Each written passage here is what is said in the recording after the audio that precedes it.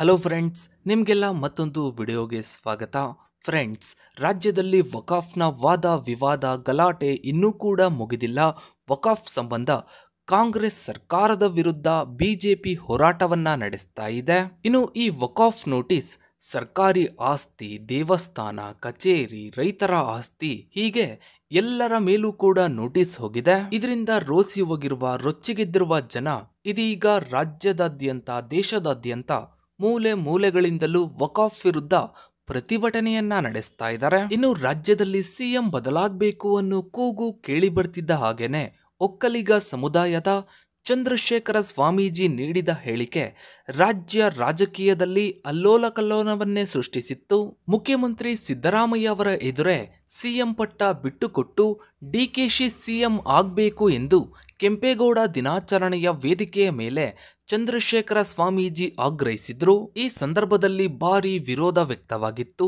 ಇದೀಗ ವಕಾಫ್ ವಿರುದ್ಧ ರಾಜ್ಯ ಕಿಸಾನ್ ಸಂಘಟನೆ ಕೂಡ ಪ್ರತಿಭಟನೆಯನ್ನ ನಡೆಸ್ತಾ ಇದ್ದು, ಈ ವೇಳೆ ಚಂದ್ರಶೇಖರ ಸ್ವಾಮೀಜಿ ಮತ್ತೊಂದು ವಿವಾದಾತ್ಮಕ ಹೇಳಿಕೆಯನ್ನ ಕೊಟ್ಟಿದ್ದಾರೆ. ಹೌದು ಫ್ರೆಂಡ್ಸ್, ಬೆಂಗಳೂರಿನ ಫ್ರೀಡಂ ಪಾರ್ಕ್ನಲ್ಲಿ ರಾಜ್ಯ ಕಿಸಾನ್ ಸಂಘಟನೆ ನಡೆಸಿದ ಪ್ರತಿಭಟನೆಯಲ್ಲಿ ಚಂದ್ರಶೇಖರ ಸ್ವಾಮೀಜಿಯು ಪಾಲ್ಗೊಂಡಿದ್ರು.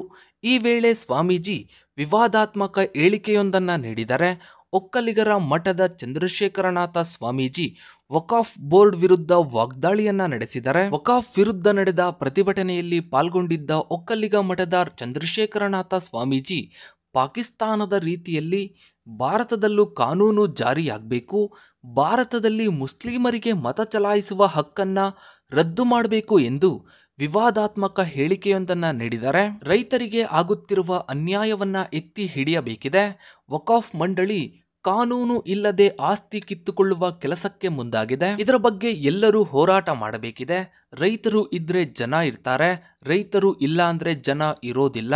ಅನಾವಶ್ಯಕವಾಗಿ ವಕಾಫ್ ಇನ್ನೊಬ್ಬರ ಆಸ್ತಿಯನ್ನ ಕಿತ್ತುಕೊಳ್ಳೋದು ಸರಿಯಲ್ಲ.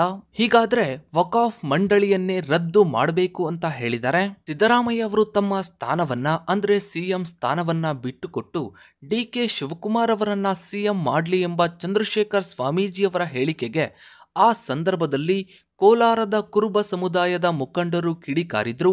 ಇನ್ನು ಈಗ ಏನಾಗುತ್ತೆ ಅನ್ನೋದನ್ನ ಕಾದು ನೋಡಬೇಕಿದೆ. ಇನ್ನು ಇದರ ಬಗ್ಗೆ ನಿಮ್ಮ ಅನಿಸಿಕೆ, ಅಭಿಪ್ರಾಯಗಳನ್ನ ತಪ್ಪದೆ ಕಮೆಂಟ್ ಸೆಕ್ಷನ್ ಅಲ್ಲಿ ಕಮೆಂಟ್ ಮಾಡಿ. ಹಾಗೆ ವಿಡಿಯೋಗೊಂದು ಲೈಕ್ ಮಾಡ್ತಾ ವಿಡಿಯೋನ ಆದಷ್ಟು ಎಲ್ಲ ಕಡೆ ಶೇರ್ ಮಾಡಿ. ನೀವಿನ್ನು ನಮ್ಮ ಚಾನಲ್ಗೆ ಸಬ್ಸ್ಕ್ರೈಬ್ ಆಗಿಲ್ಲ ಅಂದ್ರೆ ಕೆಳಗಡೆ ಕಾಣೋ ಸಬ್ಸ್ಕ್ರೈಬ್ ಬಟನ್ ಕ್ಲಿಕ್ ಮಾಡಿ. ಹಾಗೆ ಪಕ್ಕದಲ್ಲಿ ಕಾಣೋ ಬೆಲ್ ಐಕಾನ್ ಕೂಡ ಕ್ಲಿಕ್ ಮಾಡಿ. Thanks for watching.